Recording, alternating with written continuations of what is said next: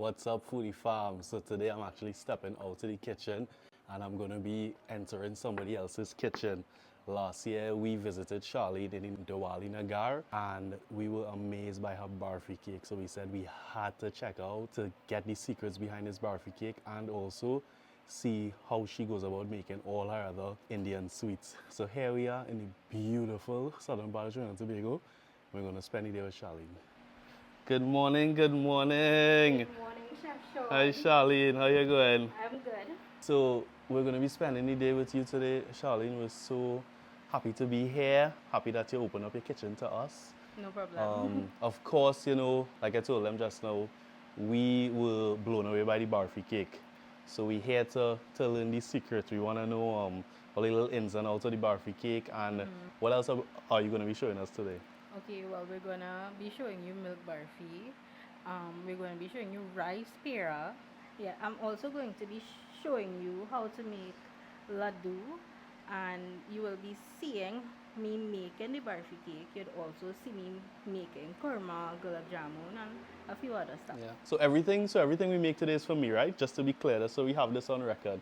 I know the last time you buffed me, but I feel it's for mommy. We not nah. We ain't sharing with mommy. We ain't sharing with Red. Sorry, all your place, all your orders from Sharlene. Everything you see, I am here alone today. That means I get everything today. All right, so let's get going. What's the first thing we're gonna be doing? Okay, so the first thing we're going to be doing is the barfi cake. All right, Sharlene. So walk me through the steps here for our barfi cake. All right, so this is our dry ingredients with our spices. And Yeah. what you'll want to do is get this sifted. I'm actually going to put all because the sifter is pretty big. Right. Or half and half. You can work with half and half depending on the size of the bowl that you use. Right. So let me see if my eye good. I see a nutmeg. I think I see in cinnamon. I think I see in flour. Yes, you are. What else are leaving out? Well, I can't tell you. That's the part I can't tell you. Fair enough. Right. So we sift all our dry ingredients. Yeah. And a quick trick with sifting, if you have a whisk, you just pass it through.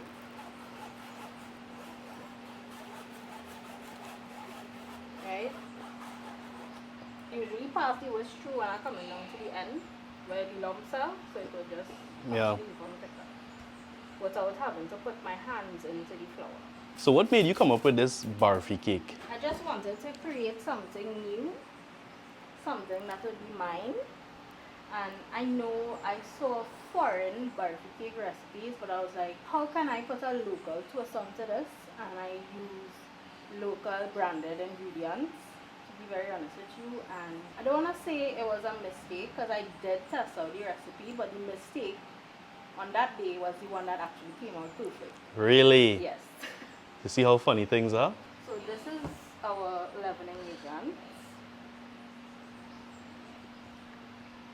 Make sure we get all out. You stir it in. And you're going to use the same whisk with your dry ingredients. Usually for eggless cakes, all eggless cake base recipes would begin with condensed milk and butter. Butter which you would melt. And you'd also need sugar for that recipe. So I'm going to turn my stove on here. Add my sugar to dissolve it.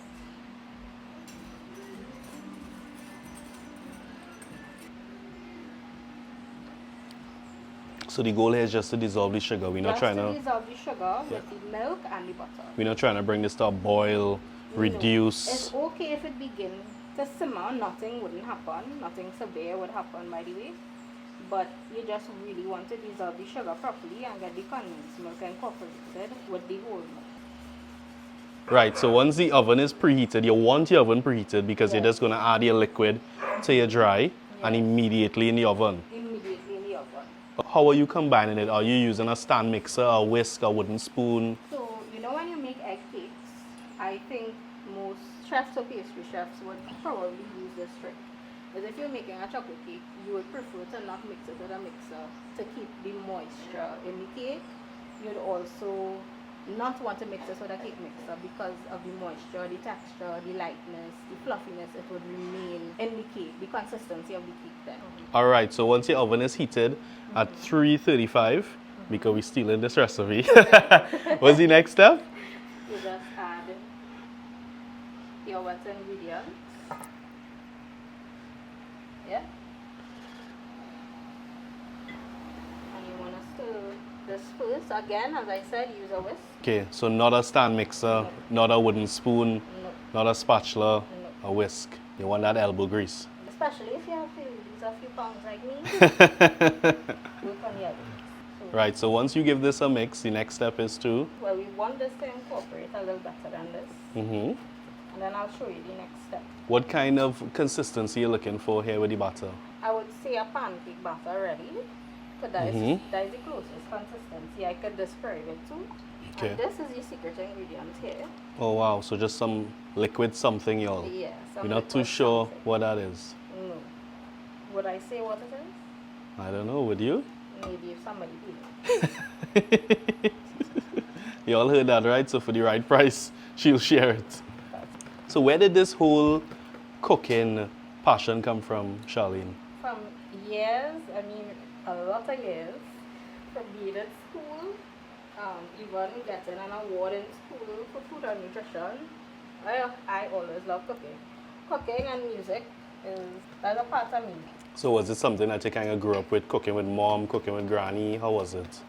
Mostly with granny. Really? Yeah, she was like, you want a long time sponge cake or you want a long time black cake, yam, cone, pay me. Every time I had a holiday, yeah, you would get pay me, you would get sweets. Like everybody that knew her, that is what they would say.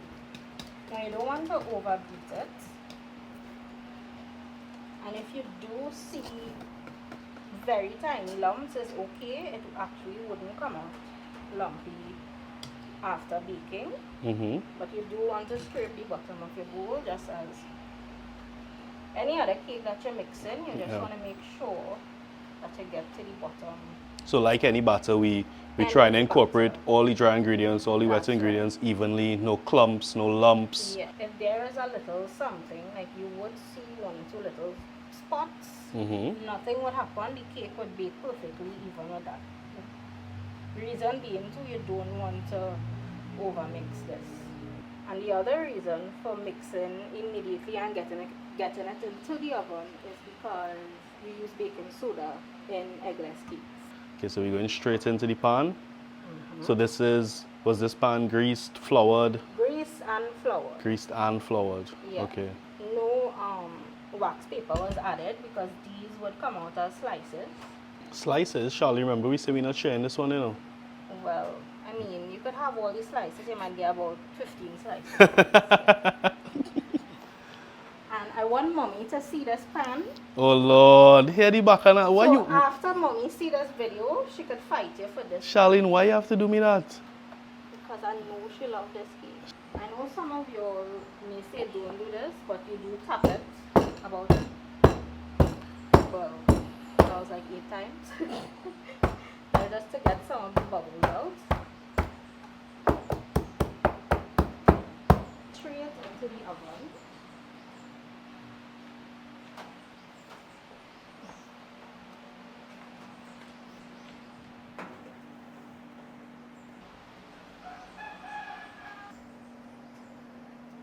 And that's it.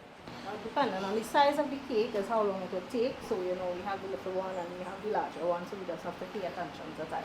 Right, Sharlene, so I'm seeing some water in the pot here. So what are we going to be doing now? So we're going to be making coconut barfi. Today I'm using desiccated coconut, and the reason being for the 3/4 cups of water is so that this could absorb the water. So if you're using fresh coconut, you use a little bit less water. And I also have like about a cup of sugar to go with this. So straight into the water. Straight into the water. The sugar is already mixed into the coconut? Yeah, you measure it together. Well, I measure it together and put it in. Okay, so white granulated sugar. White granulated sugar, yes. And what you want to do is cook this down a bit to almost, I would say halfway to a sugar cake consistency. So we're going to turn it until the sugar dissolves and the coconut get to cook a bit in there. So these recipes were developed through trial and error, granny, mommy, how? Walk me through it. Okay, so the sweets itself be it the kurma, the coconut barfi, the barfi, and so on, it came from my aunt Jenny. Thanks to her, this is the reason why I know how to make sweets. The cakes came from my granny. She's the cake boss, not me. But I mean, with her age now, I'm the one that makes the cakes. So Granny is still around. Yes, she is. How old is Granny?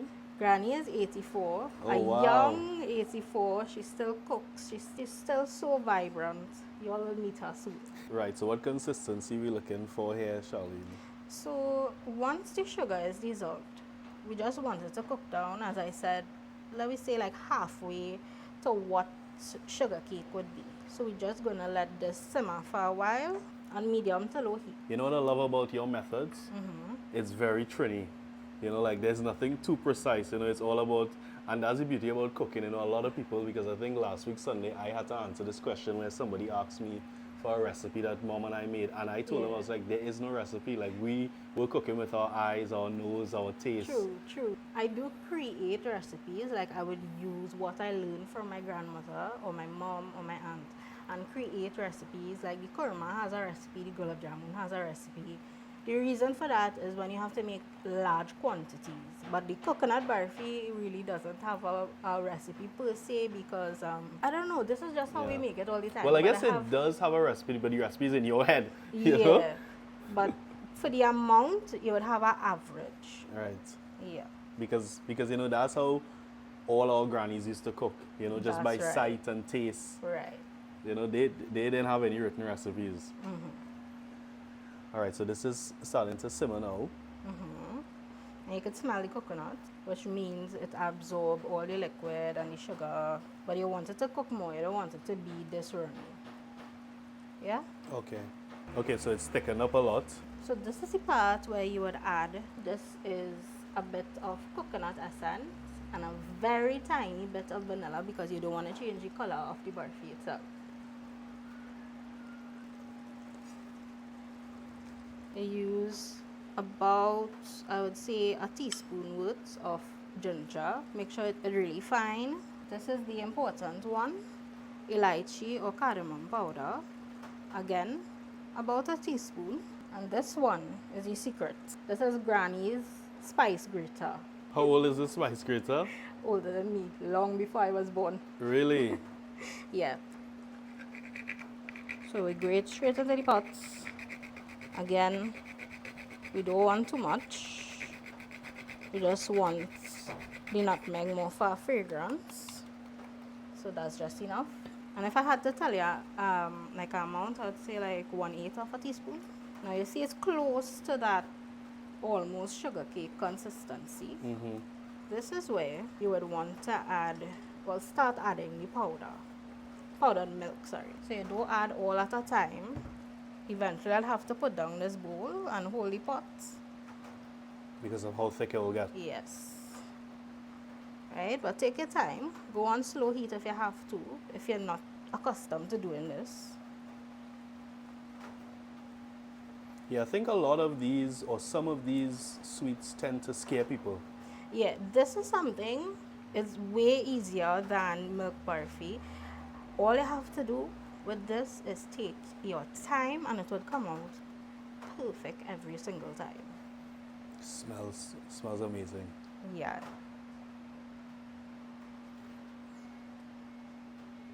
Right, you see the pot starting to dance by itself?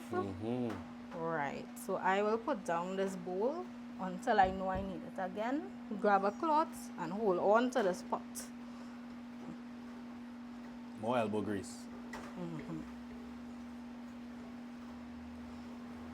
Right, so you see it releasing from the edges of the pot. That is what you want. And you notice we put spices in here and it did not change color. You also want that because you want it to look nice and creamy and white. So I'm giving this a little extra time on the heat. Now this is something too, people would think you need to add a lot of sugar. You can omit the some of the sugar inside because it's going to be rolled in sugar for those who want to use less sugar. Plus the powdered milk adds a level of sweetness too. Yes, it does. Now, for the Indian sweets, you don't add any salt. I don't add any salt because a lot of people would use it for like prayers and that type of thing. But if it's cakes, there will be a little bit of salt in it.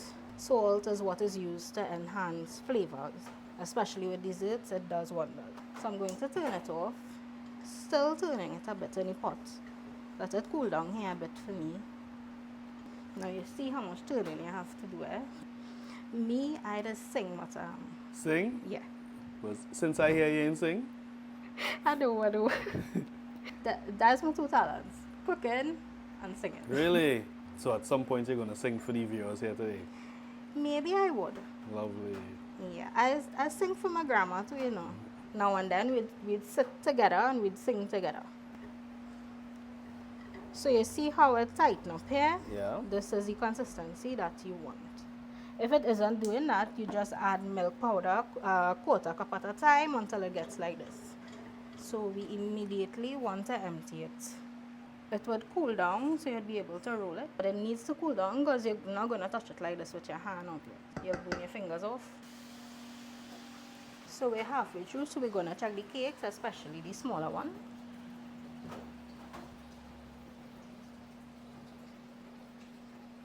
What are you using to check it? Because that doesn't look like a toothpick. That's a little long for a toothpick. Well, Granny would make brooms, right? And while she's making the brooms, what she'd do is she'd keep a few of these because she loves baking when she was younger. She'd keep a few, she'd wash them really clean and keep them just for the purpose of baking. So for people outside of Trinidad and the Caribbean, that is from a coquille broom. Yes, it is. Okay, it needs a little more time. It needs like, I would say 10 minutes on the big one and like 5 minutes on the smaller one. So my cake is ready? Yes, your cake is ready. Yeah. Wow. So for persons with a fear of baking cakes, could you just show them signs that tell you that this cake is ready? As I was doing before, you would stick it in the middle and it would come out really clean. You wouldn't see any debris on the stick itself. Also, you would look at the cake, it would be bouncy when you, not everybody would want to touch a hot cake, but you know, it would be bouncy on the top as well. Alright, so we're back with the coconut barfi. So as soon as it cooled down, you'd separate them into balls like this. I do a few at a time because it can be very messy. Just stick it. So how cool do you want it? Just being able to handle? As warm as you could handle it because it could get too cold and then you wouldn't be able to roll it. This is actually still hot in my hands. Right. Some people may be able to do this, but not everyone. So after you put a few or one in the sugar, you roll them around. Put them on the tray once they are coated properly.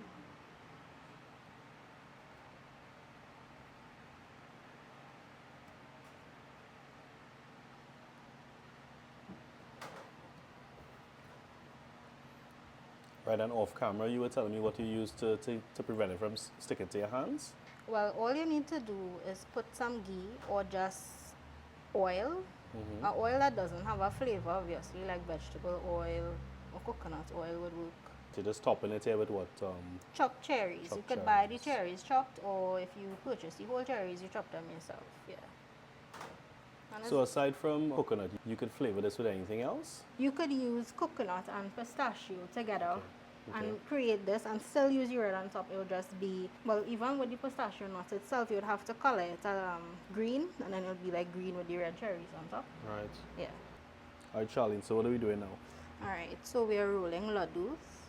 Basically, it's made out of dal, which is split peas, mixed into a thick dough similar to pulori, fried with spices, ginger, and my one, I actually don't make a pag, I make condensed milk, all condensed milk ladoo. This was already started before I came this morning. So what did we miss? Okay, so because of how long the process is, what you missed was me mixing the dal and frying it, deep frying it actually in oil. and then after I would put it in the food processor or a food mill and grind it to this consistency. So once you boil it out here, and what's the next step after this? To eat it. It wasn't really my favorite thing because I didn't really like the flavor of it, and then while I started cooking I was like, you know what, I'm gonna upgrade this thing and make it a little more tastier, and this is where the condensed milk comes in.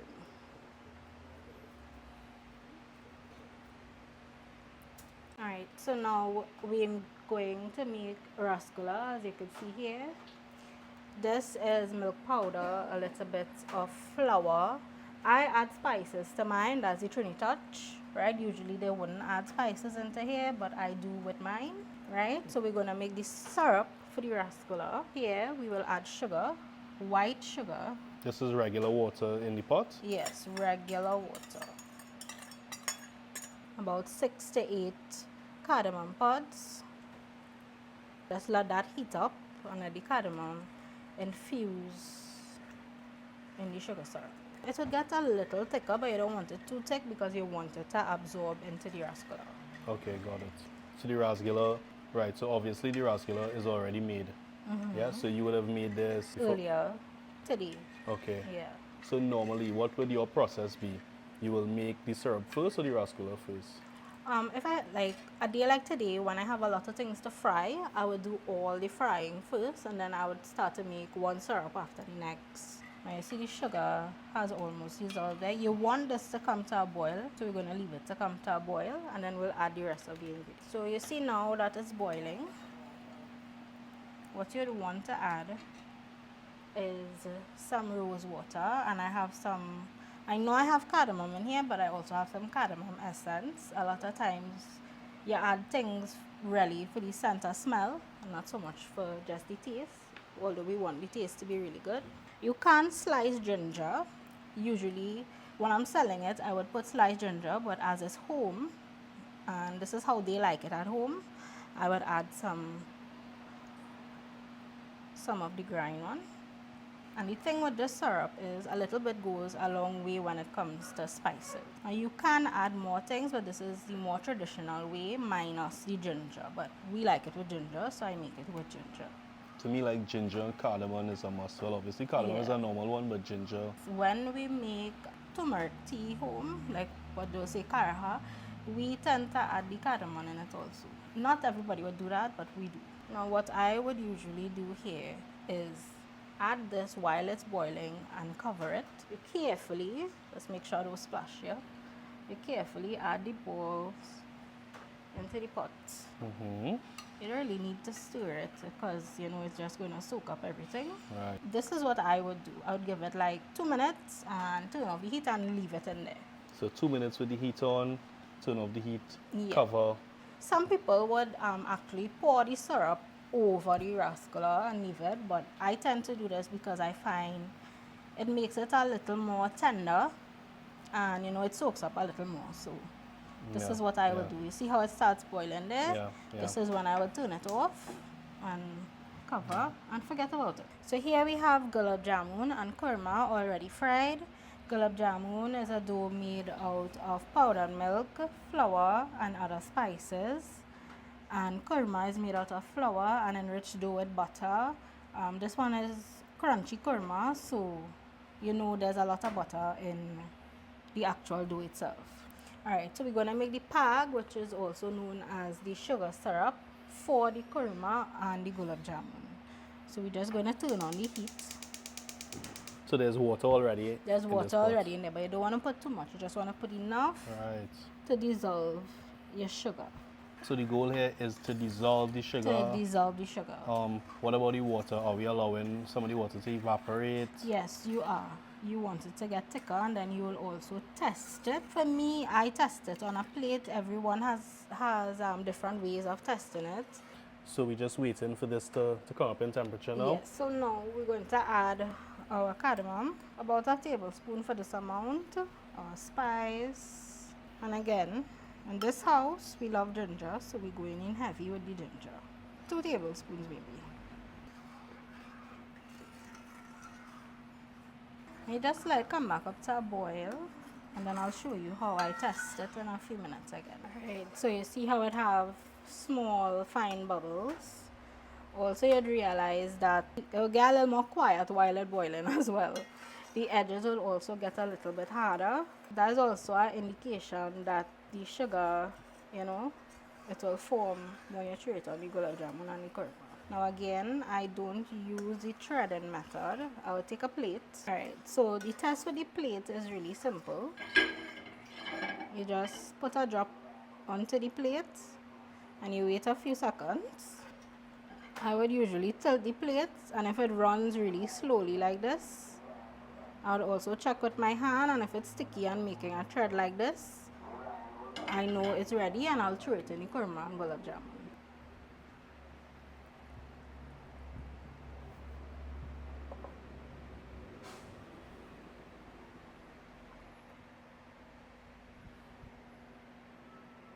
Now, as I said, the trick with this is you don't have to turn really fast. You could actually take your time. So all would get coated. Also be very careful how you're turning because the sugar is very, very hot and you can still burn yourself. Just want you be a little more careful when you're turning. Yeah. You don't want the gulab to break. Yeah. They do sometimes, one or two, but you can't really break from it. So as this continues to dry and stir, that is when the coloration will take place. And yeah, and you would see that white color. But as you notice it didn't get dry as soon as I threw it on. Right, which is actually a good method because you wouldn't be fighting to turn correct, as it dry. Yeah. Because that also means it'll stick together. That's right. So is there any like science behind the length? Because you know sometimes you see kurma a little longer, some you see a little shorter. Actually, this one is basically just the size that I would usually make it. Okay. Yeah. And the gulab jamun, this is the size I would make to sell, and one just broke.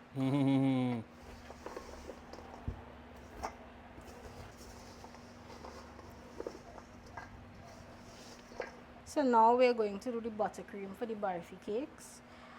Simple. Again, we are not using any mixer because you could see there's just a little bit of butter. Yeah. Nothing to talk about. Room temperature. Right? Room temperature butter, of course, yes. So it will be very easy for you to stir it. We have a secret ingredient to go into here before I add the powdered sugar. Okay. So we're doing that off camera. And we are back, y'all. So I even had to walk outside, close my eyes, block my ears. I come back and I see a whole different color. I smelling all kind of thing, but I'm still ain't too sure what in this butter. But anyways, let's continue. What are we adding next? We're going to add our powdered sugar. Okay. Always make sure you sift your powdered sugar because we want no lumps. Right. Right? I'm putting a lot, but you could go with a little at a time when you're making your buttercream. Initially, a buttercream recipe would be half cup of butter, half cup of vegetable shortening, and 4 cups of icing sugar together with 2 tablespoons of, you could use heavy cream or normal milk, and that would work also. Okay, so this is the buttercream for the barfi cake, but some very special ingredients that not allowed to be on camera. So we're just gonna add it to our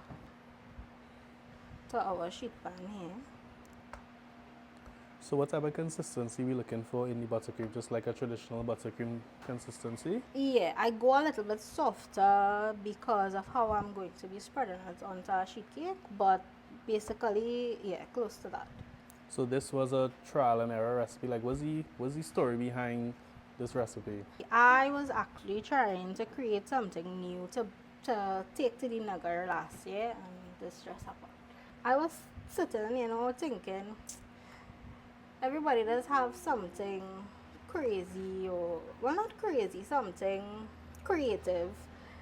And I just wanted to have something creative of my own, but not just by looks, but by taste. A taste that would make you say, wow. And I was thinking even more, and I was saying, you know what, everybody loves barfi.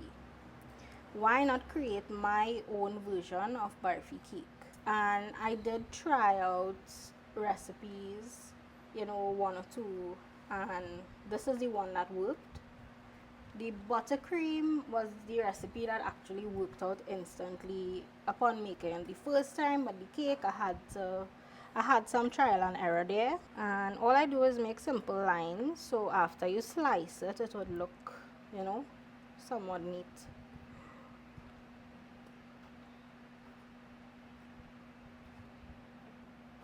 The one thing that everybody loves.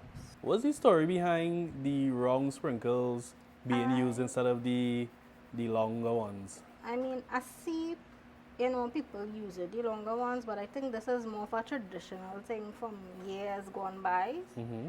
Yeah, so that's kind of the answer that I have. So no real story, they just started to use it and that's it. Yeah. So the initial reason why I created the Barfi Cake was because everyone was making Barfi cheesecake. And I was like, okay, Sharlene, let's make a sponge cake that would taste just like Barfi, including the frosting. And that's really how the Barfi Cake came about. So as you see on the sweets, including the parsad, there's a tulsi leaf. A tulsi leaf is used on all parsad, including the food like the chana and aloo and pumpkin and whatnot, especially during the time when people would have prayers. So on the table we have presented cream of wheat and flour parsad, condensed milk laddu made with split peas.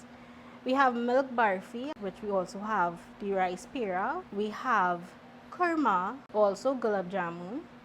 We also have rasgulla, which is also called gulab jamun in foreign countries like India, and coconut barfi. And we also have our lovely barfi cake.